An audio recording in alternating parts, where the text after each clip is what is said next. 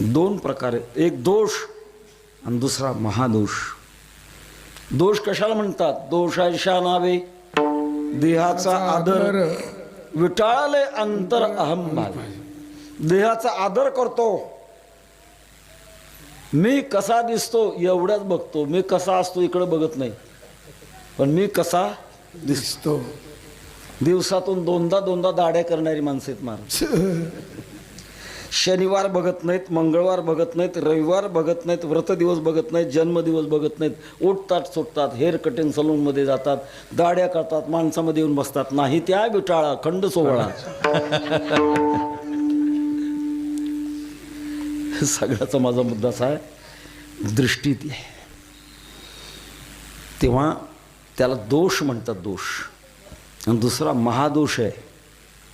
परमार्थाच्या मार्गाला लागला आहे, बराचशी कठीण